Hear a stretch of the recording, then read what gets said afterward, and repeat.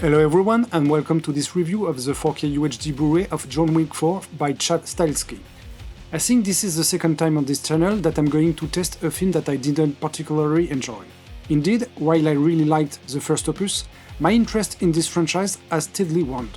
I've already found the third chapter extremely long and repetitive, but here it's even worse. I've nothing against a hero who defies the laws of physics, but here we've reached such a stage that it's almost cartoonish. John Wick on a horseback in the middle of the desert in a three-piece suit, John Wick getting shot at without ever getting hit, John Wick getting hit by 12 cars, falling 15 meters.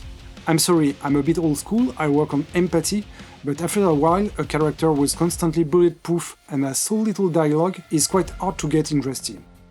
I'm not going to dwell on the subject, it's not what the channel is about, and above all, I don't want to spoil it for the fans. Nevertheless, I've never seen anything so visually stunning in a film of this kind, but we'll come back to that later. The disc is packed with several modules. The first is dedicated to Keanu Reeves and the director, then you have a module dedicated to fighting, a module on looks and photography, a module dedicated to the characterization and morality of most of these characters, a module devoted to Donnie Yen, a module devoted to the costumes, a module on the biggest action scenes, a module devoted to the Top Shot sequence, a module on the Arc de Triomphe chase. You can also see Keanu Reeves training behind the wheel of this monster, and it's fair to say that he's really impressive. Then you have a module on the shooting of the night scene on the stairs, a module on the film's many influences, and finally we have two trailers for the film, and a trailer to the upcoming series, The Continental. I'd just like to digress for a moment. This film required no less than almost 700 people for VFX, and there's nothing about them in these special features, because the Arc de Triomphe scene was shot on an airport tarmac. The compositing work on this sequence is insane. It would have been nice to pay tribute to the teams who work on it. Same for the duel, shot in front of green screen. Anyway, any Parisian will tell you they've never seen their city like this, and you can feel the effects. But it doesn't matter, we would like to know how they did it.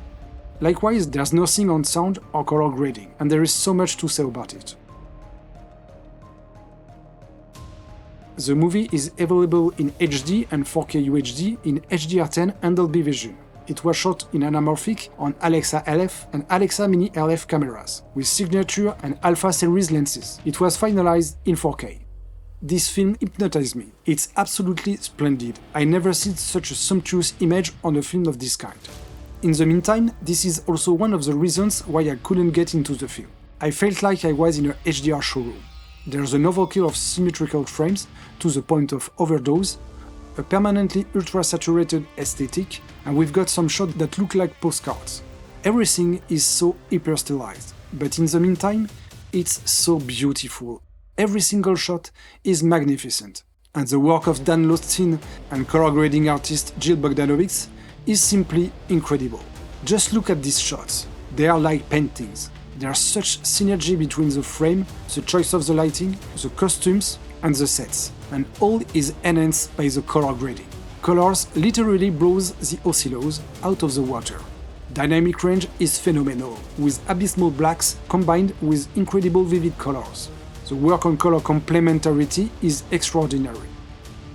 Of course, there's still an orange all over the place, but frankly, this is such a level of perfection that we'll overlook it. In terms of color, this is a perfect representation of what HDR can do. Look at these green tints.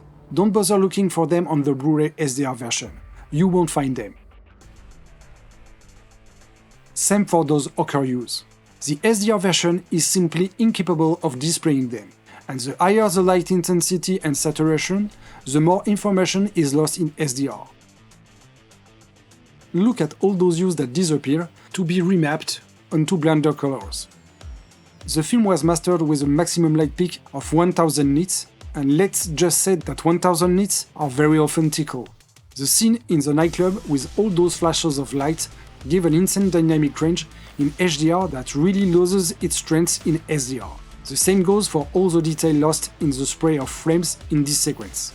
Make no mistake, the SDR master is also magnificent, but it's obvious that if you want to get the most out of this image, I highly recommend the HDR version. As you would expect, one fight after another, one chase after another, well, when it comes to the sound, it's not exactly minimalist either. The version tested is the US 4K UHD with the original track in Dolby Atmos and all the others are in Dolby Digital. As usual, I've now put together an analysis of the Trinnov Altitude 32 interface, allowing us to see the dynamics of the soundtrack and the placement of objects in Atmos.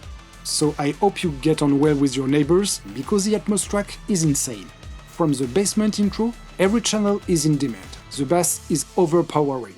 There's hardly ever a break. Even in simple dialogue scenes, everything is a pretext for spatialization and playing with all the space on offer. Like here with the fans above our heads. Or on this top shot sequence, which is a perfect opportunity to add a multitude of objects. The chases and numerous shoutouts are a veritable playground for the sound teams who have packed the soundstage with effects of all kinds. The same goes for the use of the music, which invades every channel, especially in the nightclub scene.